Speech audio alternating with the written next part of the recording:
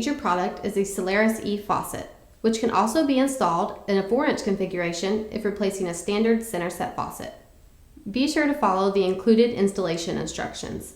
You'll need the following tools to complete the installation: a flathead screwdriver, plumber's putty, wrenches, a tray to catch excess water, a cloth, and safety glasses.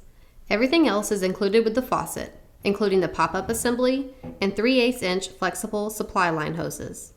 A basin wrench may also be needed when removing your old faucet, depending on the space you're working in. We suggest wearing gloves as pipe threads and connectors can be sharp. Ready to get started? First, turn off both the hot and cold water. Typically, water shutoff valves are located directly under the sink. Next, turn on the faucet to release pressure in the lines and then turn it off again.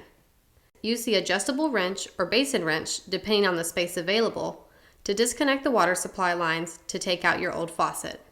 Keep a tray or bucket handy to catch any remaining water left in the lines. Before installing the new faucet, you will also need to take out the old drain. Now it's time to install your new faucet. Start by installing the hot and cold valves, making sure to install the hot valve on the left. Place the metal washer, then the fiber washers onto the valve and push through the sink from underneath. Hand tighten the mounting hardware from above until snug, and be sure the top and bottom O-rings are in place. Use the flathead screwdriver and tighten the valve to the sink from underneath. Double check that the side opening is pointing inwards. Next, place handle over the valve and secure by turning the handle escutcheon. Repeat the same steps with the other valve. Align the spout from above and be sure that the hole for the pop-up rod is not covered by the spout. Now, insert the spout through the hole. Finish tightening with the flathead screwdriver. Screw the connecting hoses into the spout tee by hand and connect other end of the hose to valve opening until finger tight. Then tighten snugly with an adjustable wrench. Do not unscrew the hose from the spout tee or twist hose while tightening. Now it's time to make your water supply connections. Install provided water lines into the bottom of each valve.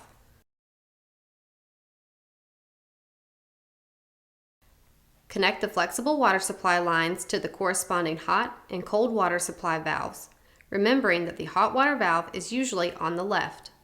The connections provided fit most supply valves. Screw hose fittings on by hand until finger tight.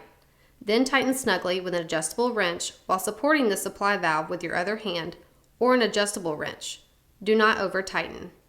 Next, install the drain flange and pop-up assembly. Apply plumber's putty to the drain flange, then attach flange to the pop-up assembly. Attach the P-trap to the pop-up and the drain pipe. Connect the pivot rod to the pop-up. Now connect the pop-up rod to the adjustment arm and set to the desired height. Pull on the pop-up rod to ensure the drain closes properly. Now it's time for a quick check. Turn the water back on and check for leaks with the faucet off, then with the faucet on. There should be no leaks at the supply valve connections, the spout tee, or the pop-up assembly. For the next few days, ensure there are no leaks. It's always a good idea to flush your supply lines of any debris.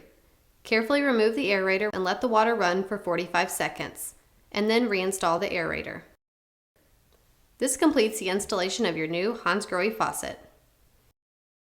If you have any additional questions about your installation or about Hansgrohe products, please visit www.hansgrohe-usa.com or contact our customer service department at 1-800-334-0455.